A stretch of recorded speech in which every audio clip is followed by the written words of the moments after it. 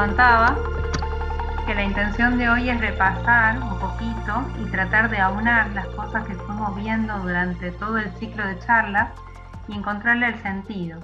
Este tema de la regeneración humana es un tema muy amplio, muy importante, y como casi todos los temas en teosofía, son como la rueda de un carro. A partir de uno se puede ir hacia el centro y desde el centro se puede ir hacia cualquiera de otros temas. Les voy a pedir que le pidan a su cuerpo que busque una posición cómoda, que le invite a su parte respiratoria a tomar aire profundo por la nariz y que al salir el aire sea como un baño, que pueda relajar los músculos del tronco.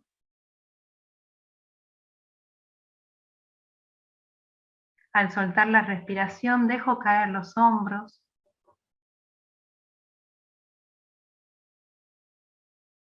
Intento relajarme cada vez más.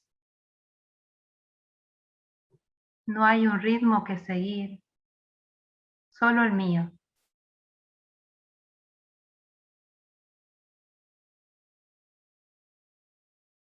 Voy a usar mi imaginación y voy a intentar ponerle un color claro, una luminosidad a ese aire que estoy respirando.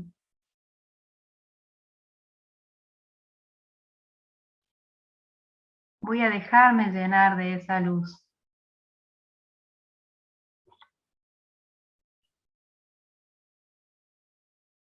Esa luz,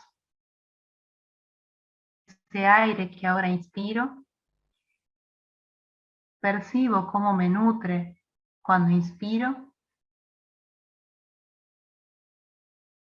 y también lo que devuelvo a ese aire común nutre a quienes están hoy presentes conmigo en esta reunión, más allá del tiempo y las distancias.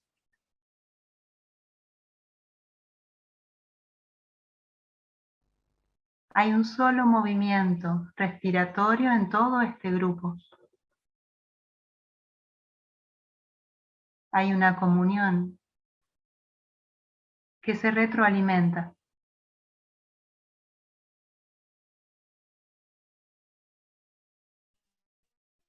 Los invito a lanzar un pedido a este núcleo, un deseo, una intención de que cada pequeño esfuerzo, trabajo que podamos hacer individualmente y como grupo sirva para el beneficio de toda la humanidad.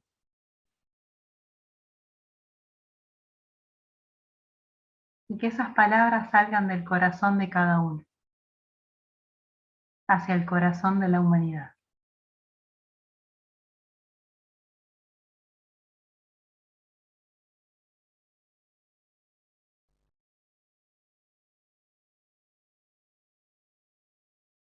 Vamos a comenzar.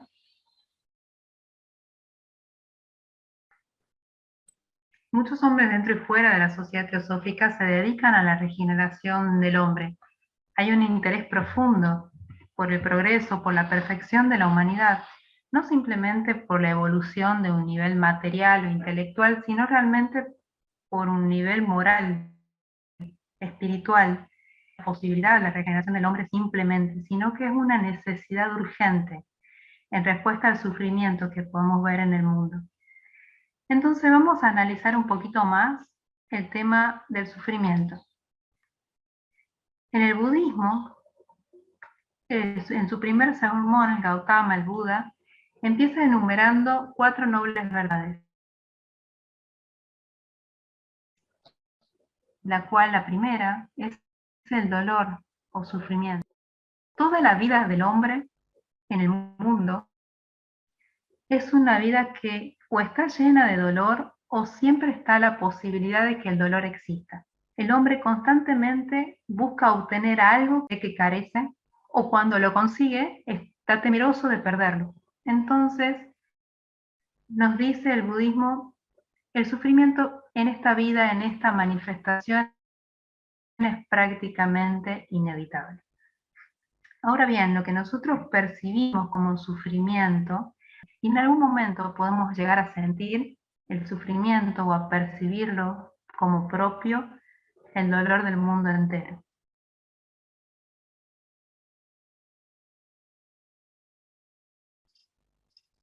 Entonces es muy probable que a medida que nosotros avancemos en el camino espiritual, así como nos hacemos más permeables a la belleza, a la bondad, que seguramente les ha ocurrido, nos volvemos sensibles a cosas sencillas que nos parecen maravillosas, también así nos vamos sensibilizando más hacia el dolor propio y al dolor ajeno.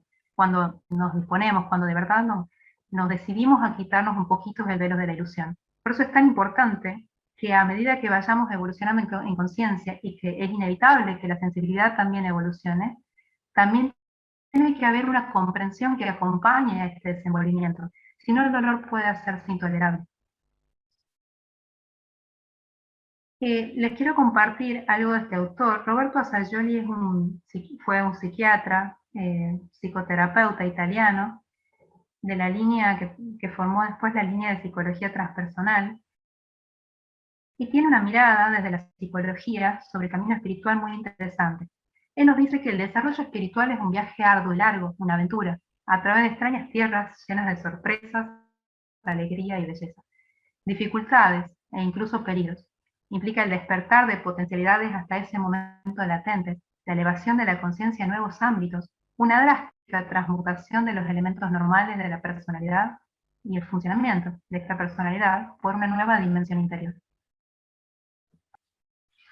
No debe sorprendernos entonces que esta transformación tan fundamental de la que estamos hablando esté marcada por algunas etapas críticas que pueden estar acompañadas de algunas perturbaciones emocionales, mentales, psicológicas, algunas veces hasta físicas.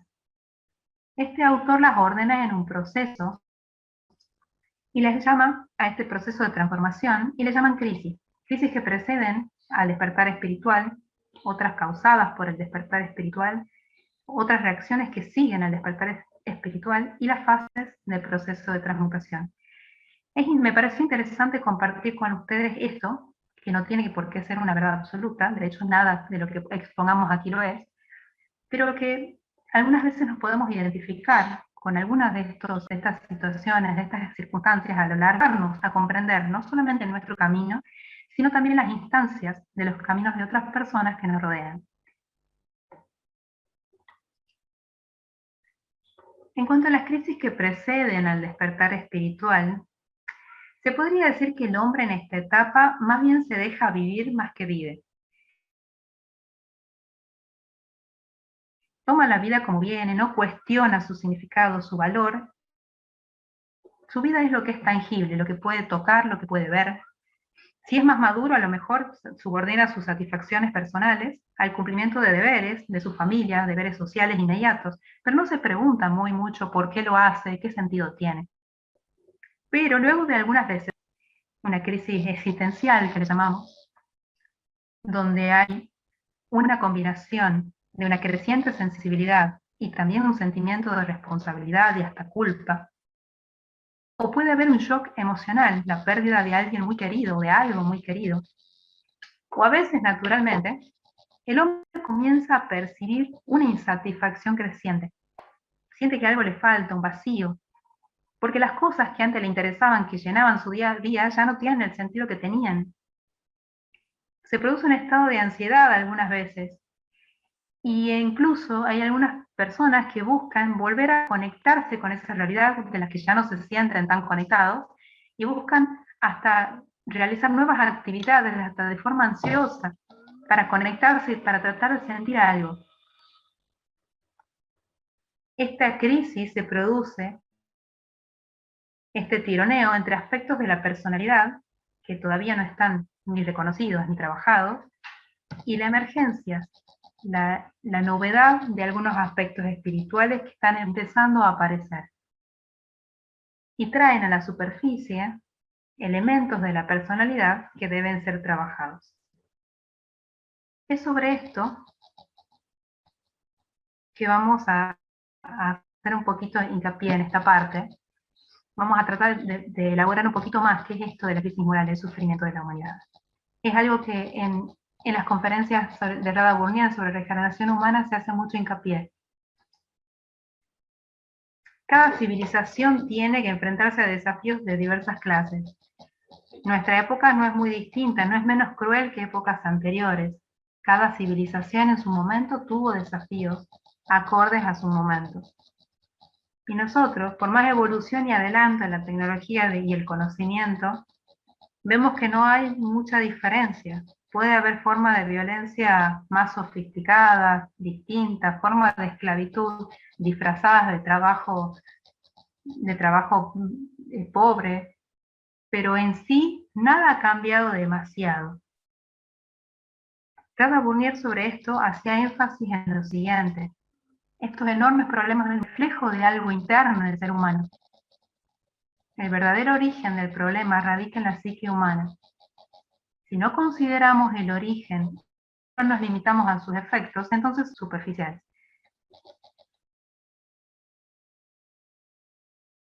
En una de las cartas de los maestros, uno de los maestros nos dice: el origen de todo mal, grande o pequeño, está en la acción humana y en el hombre, cuya inteligencia le hace el único agente libre de la naturaleza. No debe culparse a la naturaleza ni a ninguna deidad imaginaria, sino a la naturaleza humana, envilecida por el egoísmo. Y hasta nos pone un énfasis: pensad bien en estas pocas palabras. Los desafíos externos son de nuestra creación, porque nos dividimos en naciones, en grupos. Estamos convencidos que los problemas los hace otra parte del mundo. Los problemas los generaron otros, o quizás son heredados. Pero básicamente el mundo no ha cambiado, porque no hemos ido a la raíz del problema, dice Rada. Solo hemos mirado hacia afuera y no nos hemos dado cuenta que lo de afuera venía de adentro, que la condición de la mente es el origen del problema, y yo agregaría la solución también. Y esto se aplica tanto al individuo como a la humanidad toda. Krishnamurti nos decía: puesto que todos los seres humanos somos básicamente lo mismo, con razón puede decirse que el mundo es uno mismo y que uno es el mundo. Si nosotros lo pensamos bien, no vamos a dar cuenta que lo que nosotros hacemos en nuestra pequeña vida, que parece algo separada del conjunto, en realidad es lo que está haciendo la masa de la humanidad, pero a otra escala. Y esto también es importante entender, porque el individuo nunca va a encontrar circunstancias óptimas para cambiar, si es que depende de la sociedad en la que vive. Hay líneas de pensamiento que dicen que la sociedad necesita dar las condiciones para que el hombre cambie. Y en parte es cierto, pero nunca van a ser las condiciones ideales.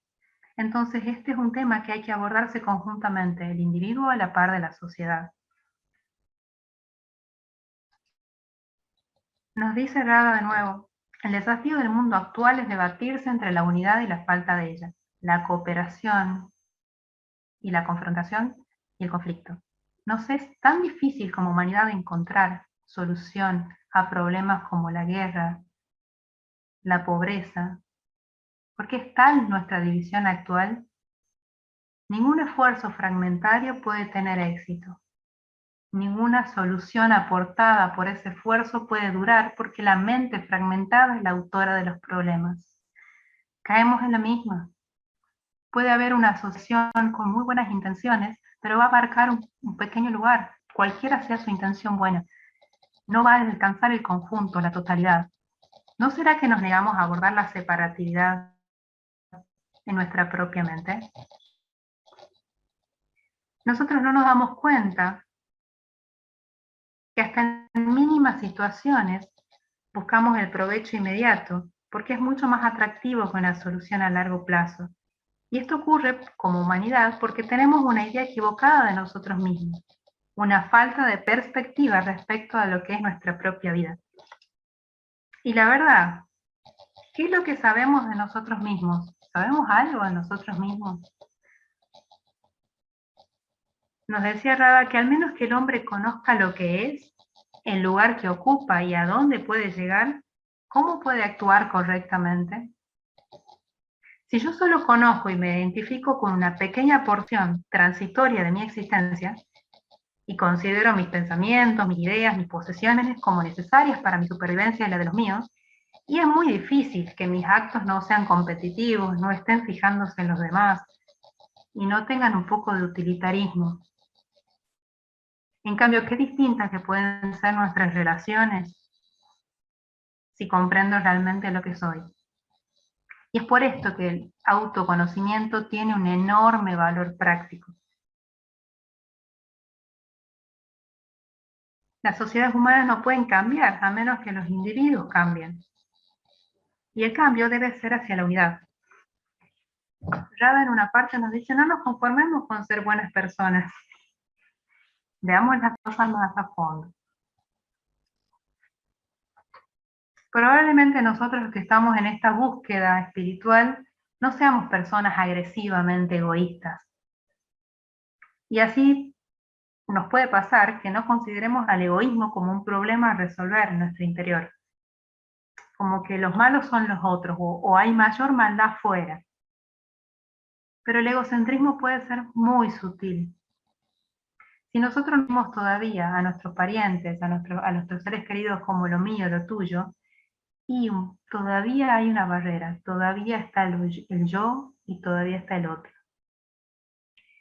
Y esto, aunque cueste verlo, también es una forma de egoísmo, en el sentido de que es separatividad, que no es unidad. En este mundo irreal y transitorio, donde la ilusión nos hace ver separados, es muy difícil que no seamos en algún punto un poquito egoístas. Es casi como decir, como decía el Buda, que es casi imposible escapar del sufrimiento. Pero tampoco nos tenemos que conformar, como dice el dicho, mal de muchos consuelo de tontos, ¿no? Quizás a nosotros nos cueste observarnos siendo egoístas, pero en pequeñas circunstancias el egoísmo se presenta tan sutilmente si uno está atento y vigila. Nosotros señalamos algunas veces negativamente hacia afuera la corrupción. En nuestra Latinoamérica eso es casi de todos los días. Y es cierto que la corrupción no es nada deseable, pero observemos cuál es nuestra actitud interna con respecto, por ejemplo, a la comodidad, a la conveniencia. No buscamos adelantarnos en algo porque estoy con poco tiempo. A menudo la vida es como un juego musical de las sillas, decía Rada, con menos lugares vacíos que personas que quieran ocuparlas. Y está bueno que estemos atentos a ver si yo no me pregunto, ¿pienso que el asiento debe ser mío? ¿Me apuro para llegar antes que otro?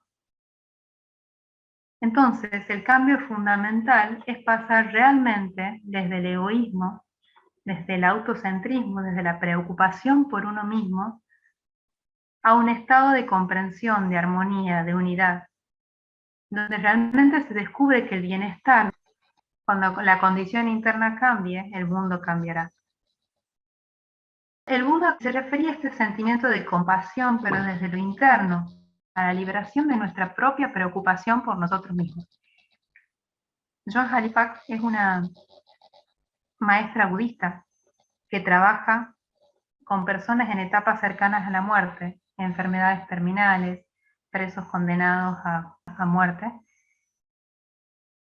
Y ella, en una de sus charlas, dice en qué consiste para ella la compasión.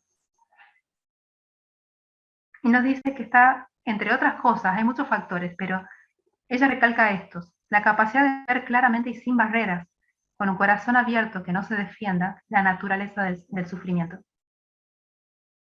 La compasión tiene que tener la capacidad de mantenerse firme, aún reconociendo que nosotros mismos no somos ajenos al sufrimiento, que lo que le está pasando al otro me puede pasar a mí. La compasión tiene una fuerte intención de transformar el sufrimiento, aspira a él y sobre todo debe tener como atributo el desapego al desenlace. Ser bueno es distinto a estar libre de autocentrismo, se puede ser bueno igual, pero es distinto a no preocuparse por uno mismo. Lo que no significa que uno deba ser irresponsable con uno mismo, pero qué distinto es llevar a cabo nuestras tareas de un modo menos personal, una forma impersonal. Puede que a uno no aprecien, les disguste ni tenga nada en contra de alguna persona, pero es posible que aún, considerándonos buenas personas, nosotros, nos cueste sentir el profundo respeto, el sentido del valor indeleble que otra vida tiene. Eso es realmente fraternidad, hermandad. Implica aprender a ver en todas partes la única vida, que es maravillosa y está más allá de nuestra imaginación. Esa vida una que es sutil, profunda, sagrada, donde quiera que esté, y no hay lugar donde no esté. Siempre hay algo que tiene que ser respetado, estudiado, algo con lo que nos hemos de sentir en armonía, porque esa armonía es realmente el único camino para el verdadero conocimiento. Entonces, ¿cuál es la naturaleza de este cambio? De la misma manera que los árboles se desprenden de las hojas de otoño y se renuevan a sí mismos, así la mente debe desprenderse de sus opiniones, prejuicios y barreras y renovarse a sí misma. Así que el cambio fundamental de que estamos hablando es esto, el paso del egoísmo hacia la unidad. Aun cuando el egoísmo no parezca ser más que indiferencia o pereza, igual debe terminar definitivamente si queremos cambiar el mundo. Nos dice Rada en el momento, el egocentrismo es el epítome de la ignorancia. Cita, una cita famosa, que el que sabe no sabe.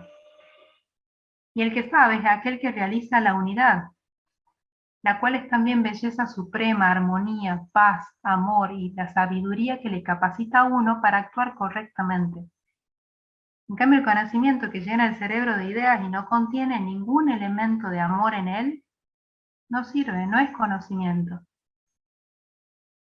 Nos dice Rada, la sabiduría es tanto inteligencia como amor. La mayoría de las cosas que nos ocupan a nosotros día a día, discusiones internas, tironeos internos de ahí para hacer esto, hacer lo otro, esperanzas, proyectos, lo que alguien dijo ayer, lo que queremos hacer mañana, todo nos parece importante en ese momento. Pero sería bueno preguntarnos si algo de esto produce un despertar como para ver lo que es realmente la vida, su sentido, su profundo significado y belleza.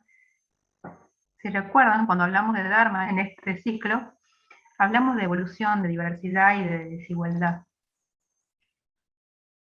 Y dijimos que la diferencia en la evolución está en las edades, no en las características. Las características externas están determinadas por la edad del alma, pero son todos idénticos, somos todos idénticos.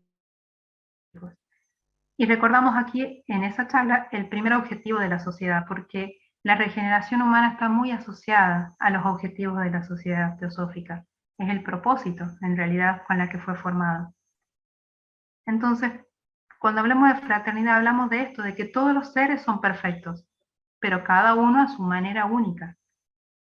Cada ser está en su propio nivel en la escala de evolución y es diferente a todo lo demás.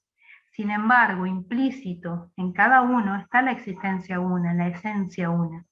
Y aunque no exista igualdad externamente, escondido internamente hay un valor supremo, que es el mismo, en todas las cosas. Una gota en el mismo océano de conciencia. Puede que sea una gota en el fondo del océano o que sea una gota en la superficie, pero de todas forman parte del mismo océano de vida. Y este es el significado de la sílaba sagrada Om, que simboliza distintos planos, distintas etapas, integradas todas en una totalidad, en una unidad.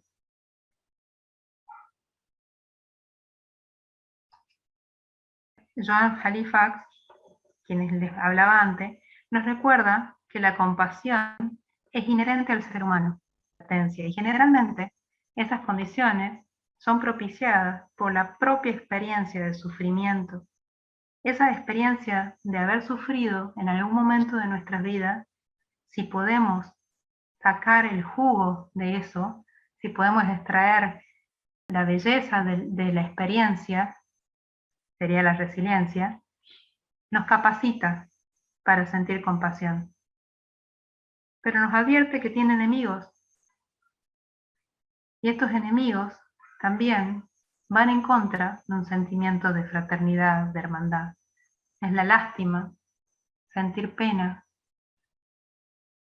La lástima no habla de igualdad, es no confiar en la capacidad del alma del otro. La indignación moral y el miedo. Ella nos advierte mucho como de estos enemigos en la compasión, en el sentido que tenemos que trabajar nuestra mente, justamente. Que no hay que desarrollar la compasión está. Lo que hay que limpiar son las piedras que estorban en el camino. Entonces, por eso decíamos que los objetivos de la sociedad teosófica están muy, muy relacionados a este tema. Y podemos enlazar también el segundo, que era el de alentar al estudio comparativo de la religión, la filosofía y la ciencia. La ciencia nos puede ayudar mucho. Lo que nosotros experimentamos en este mundo como real, la soledad de los objetos, la separación de las cosas, es una realidad parecida a la que se experimenta en la realidad de un sueño, que cuando nos despertamos nos dimos cuenta que no era. En la búsqueda de la verdad, a medida que maduramos, lo que antes pensábamos que era y ahora no es, en realidad es una realidad, va dejando lugar a una realidad nueva. Entonces, hay conocimiento útil y conocimiento no tan útil, como decía Rada. El conocimiento que va de la mano del amor es un conocimiento que nos puede ayudar a trascender el propio conocimiento. Este conocimiento nos ayuda a obtener una visión interna, una conciencia intuitiva de la verdadera naturaleza de la vida, de su unidad. Si usamos el conocimiento para inspirarnos, por ejemplo, el conocimiento de la naturaleza, en realidad estamos trascendiendo la mente analítica y fragmentaria que compara, sino que vamos hacia otro lugar, a otra clase de percepción, la percepción de Buddhi, que es el despertar de esta falsa realidad en la que la mente está cautiva. En el sentido de religión, la teosofía puede ser considerada en este punto como religión. Desde el sentido profundo de la palabra, religa, reúne a todos los hombres y a todos los seres en un todo. Entonces la experiencia de la unidad puede ser una experiencia religiosa. Lo mismo la filosofía puede ser un camino que posibilita la liberación de la existencia finita y la fusión con lo infinito. Lo importante de este objetivo es que nos demos cuenta de que la verdad, la búsqueda de la verdad, nos libera de la insensatez de una acción basada en falsos conceptos de la realidad. Un gran maestro nos dijo, la verdad os hará libres. En cuanto al tercer objetivo, de la investigación de las leyes ocultas en la naturaleza y los poderes latentes en el hombre, implica el estudio no solamente de la naturaleza externamente, sino de la relación de todas las cosas. Hay muchas fuerzas, formas de inteligencia trabajando en todas partes, lo hemos visto a lo largo de este ciclo. Hay jerarquías de inteligencia trabajando por el gran plan. Y sería bueno poder preguntarnos, ¿qué lugar ocupamos nosotros en ese plan? El simple conocimiento no ha ayudado mucho a las personas, a los seres humanos, a ser más felices o más pacíficos o afectuosos. Ni siquiera el llamado conocimiento teosófico. En muchos lugares nos advierte que la teosofía debe ser una verdad viviente, que nos transforma, que nos hace afectuosos, humildes, solícitos, delicados en nuestras relaciones, tal como ocurre cuando contemplamos la belleza de una flor. Pero bueno, es fácil sentir la belleza de una flor, es más difícil verla en personas o seres que estamos acostumbrados a tratar con desprecio, con indiferencia. Entonces, ¿cómo podemos llegar a esta verdad que es la teosofía? Brava nos dice en una parte que hay dos clases de literatura. Una literatura que simplemente nos ofrece conocimiento y la literatura que nos ayuda en nuestra búsqueda de la sabiduría. Primero, teniendo en cuenta de que no hay palabras, no hay libros, no hay autoridades. Los libros no son verdad. Lo que mejor que podemos hacer, el mayor respeto que podemos dedicar a palabras de sabiduría, ya sea de un maestro, de quien sea, es reflexionar sobre ellas, es investigarlas y experimentar nosotros mismos, traducirlas a la acción y comprobar su validad hasta que nosotros sepamos por nosotros mismos si eso era verdad. Porque cuanto más percibimos y realizamos la gran profundidad de cualquier afirmación que refleje una verdad, más se transforma nuestra vida. Cuando no hay impacto en la cualidad de nuestros actos y de nuestras relaciones, es que la verdad no se ha tocado. Es muy contundente Rada cuando dice esto.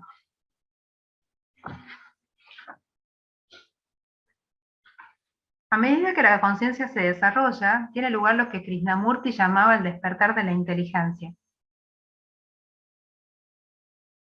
Y se refería a que la inteligencia requiere que uno utilice facultades como el sentido de la observación, el intelecto, la intuición. Y no vale decir, creo en esto porque tal persona lo ha dicho. Es lo mismo de decir, no quiero pensar, porque esa persona ya lo ha pensado todo, es más sabio que yo, entonces me conviene aceptar sus ideas, punto. Krishnamurti nos advierte que si el hombre no trata de usar su discernimiento y de descubrir la verdad, se suma una especie de sopor, de sueño, que no es nada deseable desde el punto de vista del adelanto espiritual. Porque como toda la naturaleza, lo que no se usa se atrofia. Y también se refiere Rada a la fuente de inspiración y dice que hay muchas personas que esperamos, a lo mejor, que llegue alguien para inspirarnos. Cuando hay una fuente de inspiración que es más constante, que nunca se extingue, que está dentro nuestro. Pero cada uno de nosotros debe descubrir ese manantial, porque la posibilidad de inspirarnos está sujeta a la disposición que cada uno tengamos de recibir inspiración. Tenemos que abrir un poquito nuestro corazón y nuestra mente para poder ser receptivos. Porque si no, un instructor espiritual, un gran maestro puede hablar, un conferenciante, un libro, pero no va a haber ningún impacto. Solamente escuchamos, vemos y entendemos lo que somos capaces de recibir. Entonces así podemos ver que los objetivos de la sociedad con la que fue creada tienen una estrecha relación con el desarrollo de la conciencia y sobre todo con la idea de fraternidad. Tenemos un concepto mental sobre la fraternidad que puede resultar a veces hasta inadecuado, incompleto, porque aunque se trate de un bello, un precioso concepto, no es lo mismo que un estado de conciencia donde la fraternidad universal sea una realidad. Hay un mundo de diferencia entre los dos. No es lo mismo conocer la forma, la apariencia de las cosas, que percibir, que vivenciar su naturaleza interna, vivenciar su belleza y sentido, porque aquí entonces se despierta amor, y cuando hay amor tiene otro valor, pasa a ser algo que nos importa, que nos ocupa, que nos motiva a actuar en el sentido correcto.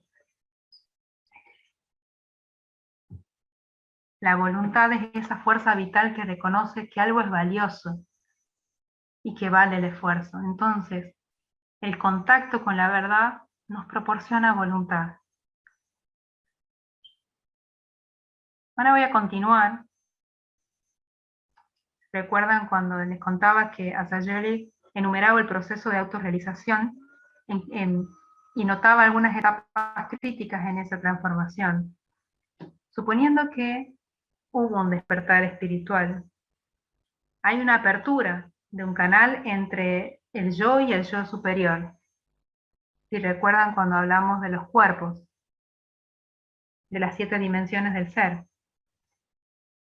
Hay un torrente de luz, una energía, una dicha, un sentido de expansión, un sentido de universalidad, la convicción de participar de alguna manera en la naturaleza divina. Hay una experiencia viva en esto que se decía, tú eres eso. Hay una sensación de participar de ese plan. Pero en otros casos, la personalidad no es capaz de asimilar correctamente ese influjo de luz y energía. Esto pasa cuando el intelecto, las emociones, no son comprendidas, no son controladas. No hay un autorregistro de las tendencias inferiores de la personalidad y puede desembocar en la mala interpretación de una experiencia espiritual. Hasta puede tener el desafortunado efecto de alimentar el ego personal, atribuyendo estas capacidades al yo personal, al yo inferior, cualidades que son del yo superior, y marcar todavía más la barrera entre mi persona y todos los demás. Por eso es que el autoconocimiento es crucial. Luego, con el despertar, surge la comprensión de que la vida es un gran torrente de amor que fluye a través del individuo hacia sus prójimos y hacia toda la creación. Porque nos parece, les puede haber pasado a ustedes, cuando uno se encuentra con una verdad que nos cambia profundamente, cualquiera que vislumbre el gran plan, el esplendor que se esconde detrás de los procesos de la vida, no puede dejar de colaborar con él, defendiendo el bien y combatiendo el mal, trabajando para la evolución y no para el egoísmo. Pero Asayoli nos dice, este periodo está destinado a cesar en su intensidad, porque este influjo de amor y de luz es rítmico, como lo es todo en el universo. A una etapa creciente le sigue una menguante. Las energías del yo superior actúan sobre los elementos de la personalidad y tienden a llevarlas a un nivel superior de organización, hacia un nuevo nivel, a una nueva etapa superior. Y esto va a depender, cuando se alcanza este éxtasis y este gozo, que dure, de acuerdo a la sensibilidad, de acuerdo al adiestramiento de la personalidad para permitir que el yo superior siga impartiendo su luz. Pero en general, hay una tendencia de la personalidad que ha pasado muchos años de hábitos a volver a su nivel de organización anterior, a su estado anterior, como un elástico que se estiró e intenta volver a su estado natural. Entonces sí, después de una experiencia de este tipo pueden ocurrir cambios permanentes. Otros cambios son temporarios, pero sí puede, y es interesante que suceda, que haya un reconocimiento de los obstáculos que deben ser superados, que haya una comprensión vivida de cómo es existir en ese nivel más alto, aunque haya sido un atisbo, porque de esta manera esta experiencia nos puede servir como faro guía en nuestro camino. Pero sí, la experiencia del retiro de esas energías superiores, la pérdida de ese estado puede ser doloroso. Y si a eso se suma el resurgimiento de los aspectos menos crecidos de nuestra personalidad, si se suma que hay una mayor sensibilidad y un ideal de perfección más fino, nos podemos volver exigentes, impacientes con nosotros mismos. Podemos cuestionar severamente nuestros aspectos menos crecidos. Nada de ser compasivos con nosotros mismos. Podemos condenarnos o podemos hasta minimizar la experiencia superior y desacreditarla. Nos puede infundir el temor. Todos nuestros aspectos menos crecidos pueden volverse en contra en ese momento. Pero aún así, por más que queramos volver atrás, la visión de la belleza nos impide contentarnos con la vida cotidiana tal y cual era antes. Y es esencial comprender, si ocurren, estas crisis como un hecho natural, como una parte preparatoria para renovar el aliento y emprender nuevamente el sendero de autorrealización. Las fases del proceso de transmutación, que era el otro punto, y centramos aquí una vez que reconocemos cabalmente que la única manera de alcanzar la autorrealización es la verdadera regeneración y transmutación de la personalidad. Entonces esto sí incluye la remoción de los obstáculos del yo inferior, que me arremangue las mangas y me ponga a trabajar con mi personalidad, que pueda ampliar la permeabilidad del yo superior. También incluye el desarrollo de facultades latentes.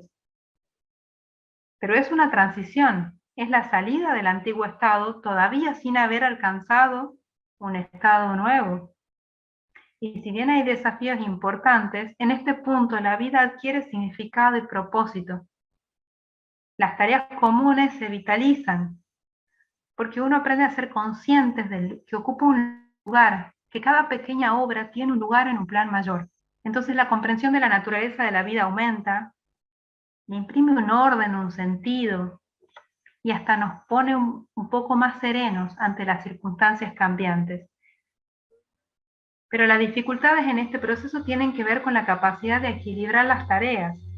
Por un lado, la de la autotransformación que reconocemos necesaria, y por otro lado, las de la vida cotidiana que siguen estando ahí, hasta que finalmente podamos comprender que ambas tareas se fusionan y son una sola. Entonces una clave puede ser desidentificarse con este proceso de la personalidad, renunciar a la autocompasión, al perfeccionismo, aprender a considerarnos con un poco más de comprensión, con paciencia, con humor, ser más compasivos a veces con nuestras partes menos crecidas, pero desidentificándonos de ellas. Eso sería desarrollar el concepto budista de Maitri, que es la amistad incondicional con uno mismo. Esos consejos, esas palabras que desde mi estado más elevado, más sutil, más crecido, le puedo dar a alguien que amo mucho, a veces me cuesta decírmelo a mí. Poder ser mi mejor amigo, no un amigo complaciente, no, pero un amigo que comprende, que conoce de los esfuerzos, que conoce de las intenciones, pero que tampoco deja pasar algo. La mayoría de nosotros tenemos muy poca energía, la gastamos en contradicciones internas, sobre todo en estos procesos. No solamente es necesaria la energía física, también la energía psicológica. Necesitamos una mente lúcida, sana, y sobre todo un corazón que no tenga otra clase de sentimiento, de emoción, que no sea la plenitud del amor, de la compasión. Todo esto crea una gran pasión, una intensidad, y necesitamos ese impulso, porque si no, no podemos emprender el viaje hacia la realización. Entonces, ¿cómo puede la energía infinita de nuestra misma naturaleza espiritual interna, oculta, latente, abrirse y fluir sin impedimento? Tal vez uno deba comenzar por desentenderse un poco del cuerpo y la búsqueda de sus sensaciones. No significa que uno no va a alimentarlo, pero discernir cuáles son las reales necesidades del cuerpo y cuáles no. Porque a veces creemos que la mente cerebral somos nosotros mismos, y deberíamos preguntarnos si eso es cierto. Viveka es el examen constante, el abandono de lo irreal o de lo relativamente real. Porque sin vigilarnos a nosotros mismos, sin aprender a vivir una vida más recta, es imposible alcanzar la naturaleza espiritual más profunda. Necesitamos armonía interna en el cuerpo, en las emociones, en los pensamientos, para que la conciencia pueda llegar a estar espiritualmente despierta, sutil, profunda, sensitiva. Y esto necesita una capacidad de atención y de cuidado. Necesitamos poder atendernos y cuidarnos desde este lugar. La atención se desarrolla con la observación tranquila de lo que sucede, la observación hacia afuera y la observación hacia adentro.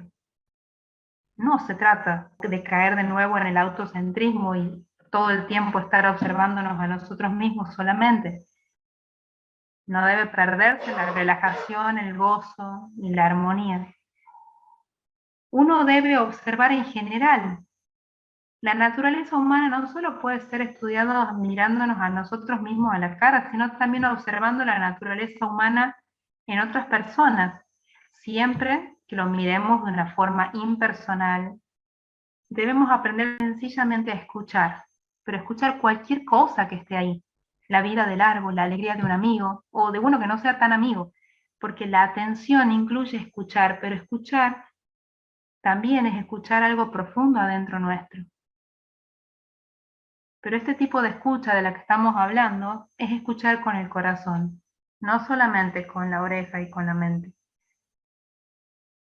Madame Blavatsky nos dice la meditación, la abstinencia, la observación de los deberes morales, los pensamientos amables, las buenas obras y las buenas palabras, así como la buena voluntad hacia todos o la completa anulación del yo, son los medios más eficaces para alcanzar el conocimiento y prepararse para la recepción de la sabiduría superior. Entonces, ¿qué es lo que es realmente ético? ¿Qué es lo correcto?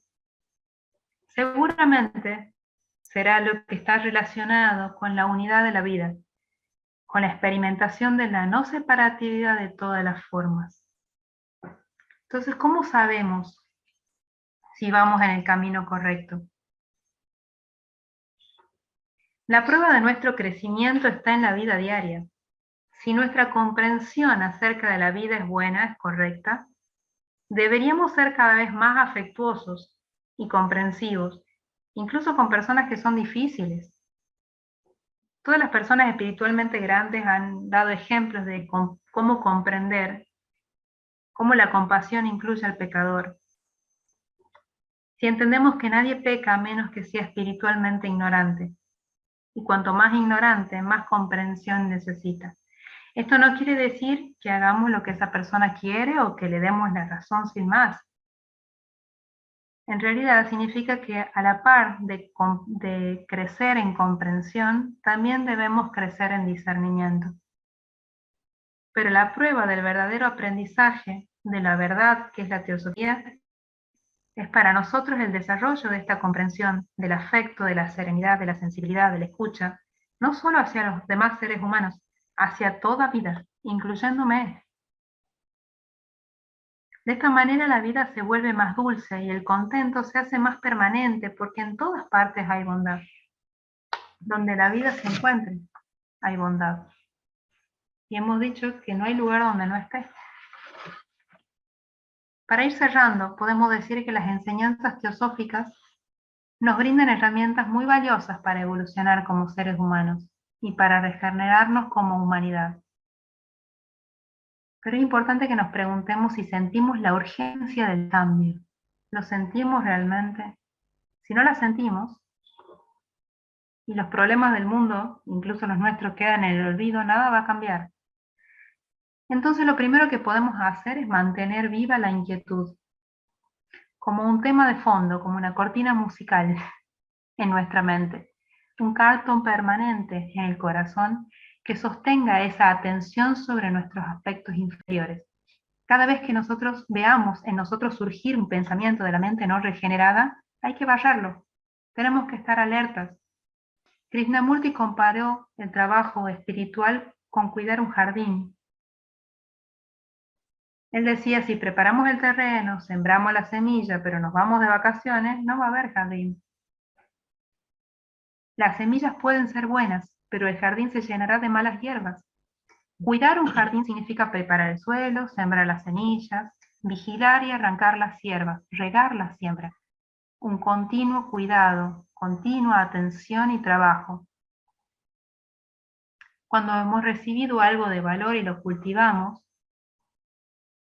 es muy probable que sintamos la necesidad de compartir y comunicar, con humildad, sin intentar convencer a nadie. Porque cuando compartimos, recibimos más comprensión todavía, y además servimos de manera más útil al progreso de la humanidad. Porque después de todo, el teósofo no busca la sabiduría en su propio beneficio, no es para sí mismo, sino para el mundo en que vive. Y cuando más profundamente se entrega a la regeneración de la humanidad, más ardiente busca comprenderse a sí mismo y el mundo y penetrar en el secreto de la vida. Su objetivo es descubrir el manantial de bondad y felicidad que es el derecho de nacimiento de todo ser viviente. Él vive así una vida de pureza y altruismo que preparará su mente para recibir la luz y hacerse uno con todo lo demás. Bueno, muchas gracias. Muchas gracias, Delcy. Un hermoso trabajo, lástima los problemas de conectividad, pero se pudo ir. Si quieren hacer preguntas, ahí levantó la mano Malu y Chuy. Delcy, Muchas felicidades. A pesar de que se te entrecortaba, pero fue muy claro y conforme ibas pasando cada diapositiva, yo decía, qué bueno que estoy en esto, qué bueno que estamos en esto, porque está llenando, más bien, perdón, está enriqueciendo muchísimo mi trabajo de profesión. Lo que me dijiste hoy es una parte de lo que yo hago en mi trabajo como psicoterapeuta. Y ahora me llevo algo que me encantó. Cuando dijiste, hay que escuchar no nada más con el oído y la mente, con el corazón. En serio, muchas gracias por todo lo que me nutriste esta tarde. Gracias, Delcy. Muchas gracias. Marta tiene levantada la mano también. Bueno, gracias. Delcy, muy lindo el trabajo y también quiero decirle a Malu que gracias por su comentario porque tiene que ver con mi pregunta. Yo me quedé pensando en el tema del autoconocimiento. Uno insiste permanentemente sobre el autoconocimiento. Y yo a veces tengo dudas respecto a mí, ¿no? Personalmente, si yo soy capaz de lograr un autoconocimiento de mi persona, ¿no? De mí sola, o bien necesito forzosamente tener una maestra espiritual o una psicoterapeuta o alguien que me vaya guiando, porque ¿cómo yo me voy a autoconocer y voy a estar segura de que estoy en lo cierto, de que no estoy engañada por lo irreal de mi personalidad, si es realmente real lo que yo estoy conociendo? Bueno, tengo esa duda, esa incertidumbre que quisiera que me des tu opinión. Y también Malu, que es psicoterapeuta, si también puede ayudarme con esto. Gracias. Gracias, Marta. Bueno, después le dejo la palabra a Malu, a lo mejor también tiene algo interesante para compartirnos. Me sonreía cuando te escuchaba, Marta, porque esa inquietud la tuve mucho tiempo. Y te puedo contar qué es lo que yo aprendí hasta aquí, que no significa que sea absoluto. Me llegó mucho en la sociedad teosófica esto de la libertad de poder elegir un maestro o no. Cualquier camino te va a llevar. No hay algo que esté bien o algo que esté mal. Y cuando comencé a comprender un poco más las etapas evolutivas en mi persona, ¿no? Y usando esto de la observación de la naturaleza humana, de la psique en el afuera, porque es algo que me interesa mucho, entendí que hay momentos para cada cosa, que hay momentos que necesita uno que alguien le extienda la mano y le lleve hasta donde esa otra persona está, y hay momentos en que nos podemos soltar de la mano y caminar solos, y hay momentos en que nuevamente necesitamos de la mano de alguien. Lo interesante es tener esa flexibilidad, esa confianza en que el otro y yo somos uno en realidad, que no hay alguien afuera, y que muchas veces el maestro me habla desde adentro. Y en esto, en cuanto a lo que decías, ¿cómo sé si lo que yo estoy conociendo de mí es lo que es o es mi mente engañándome? ¿O estoy dentro de la Matrix y no me doy cuenta? Vuelvo a caer en el juego de la mente.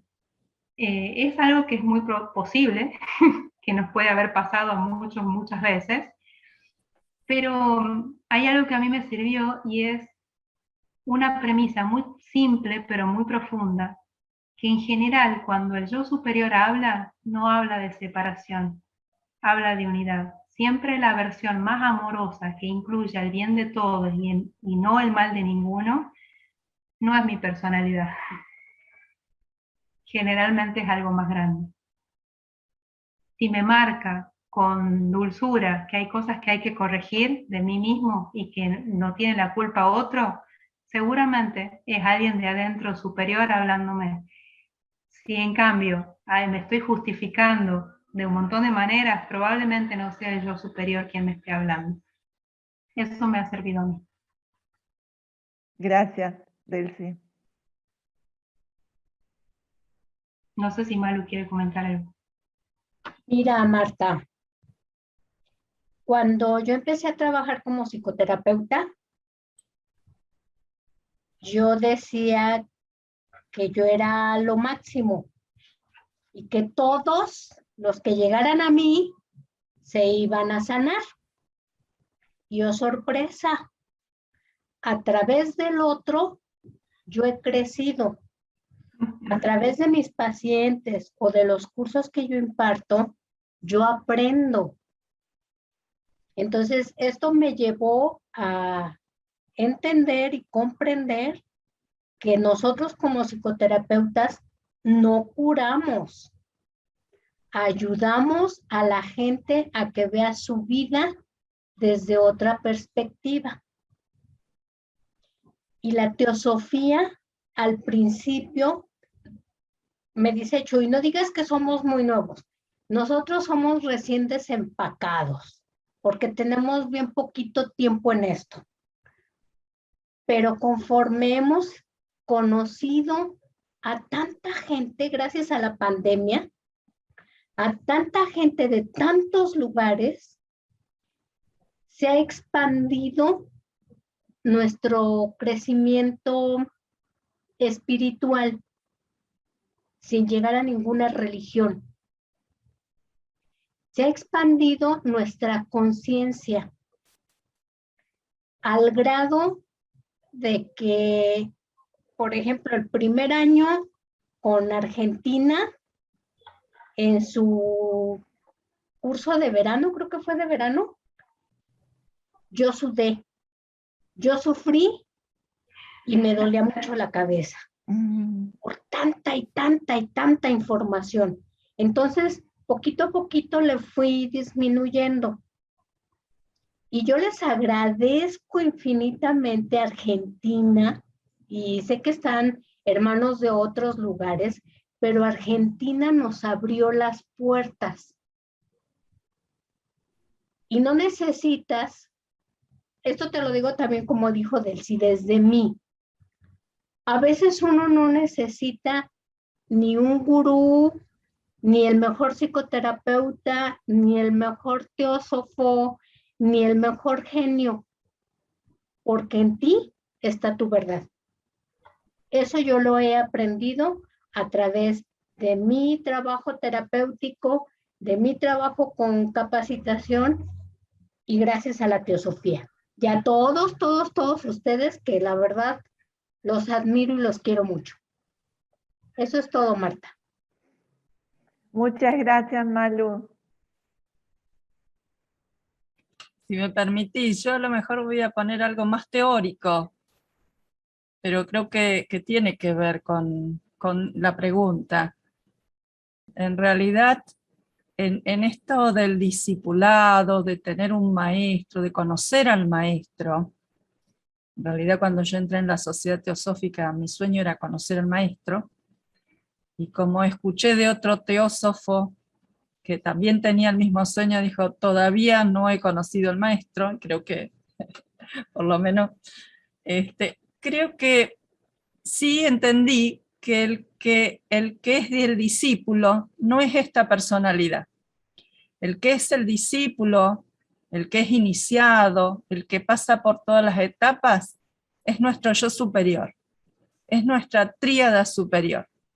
Esta personalidad es instrumento de la tríada superior. Por eso todo lo que habló Delcy sobre egoísmo es muy interesante, porque en la medida en que esta personalidad empieza a comprender que es solamente un instrumento, empieza a entregarse a lo superior. Y por supuesto, a veces uno tiene que ejercer el discernimiento y ver si algo que nos aparece es de lo superior o de lo inferior. Es todo un trabajo tal vez de muchas vidas, ir discerniendo qué cosa es de arriba y qué cosa es de esta personalidad, de arriba o de adentro, ¿no? Y otra cosa que en algún momento me dijeron es, al maestro que vaya a ser el iniciado de quinta iniciación, yo como los maestros KH, todos esos nombres que nosotros escuchamos, el que lo puede reconocer es nuestra tríada superior. Porque nosotros como personalidades, generalmente lo que tendemos a hacer es una idealización de alguien. A veces idealizamos a alguna persona y le ponemos los dotes de maestro. Pero nosotros estamos todos en el camino. Estamos todos en el aprendizaje. Y tenemos todas nuestras partes, nuestros aspectos de luz y nuestros aspectos de oscuridad. Bueno, no sé si eso puede contribuir un poquito. Sí, muchísimas gracias, Emilce, también, te agradezco. A vos, Marta, por favor. Bueno, no sé si tenés algo para cerrar, Delcy, o querés que... Quería invitarlos nada más como una posibilidad. No quise hacerlo ahora porque se iba a tornar muy largo. Me costó mucho. Esto es lo que quedó de un trabajo más largo todavía, así que imagínense, pobre. Lo iba a secar la cabeza todo. Pero bueno, había un ejercicio muy lindo. Lo traigo porque Marta un poco decía esto, ¿no? Hay una técnica muy linda de atención simplemente, pero es una doble atención.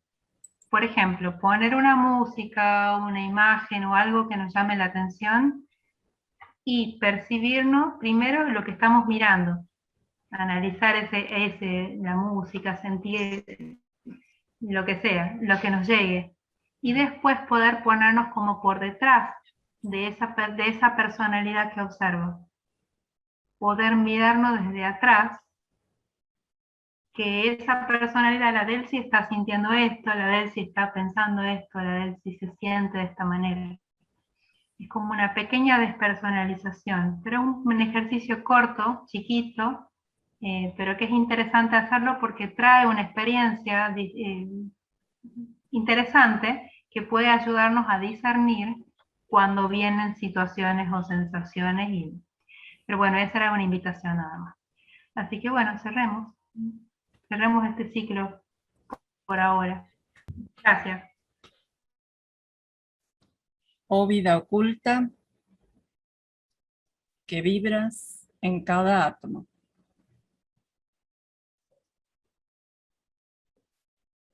Oh luz oculta, que brillas en cada criatura.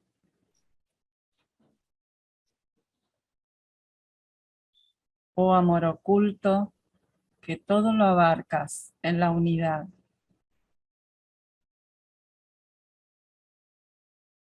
Que cada ser que se sienta uno contigo sepa que él es, por lo tanto, también uno con todo lo demás.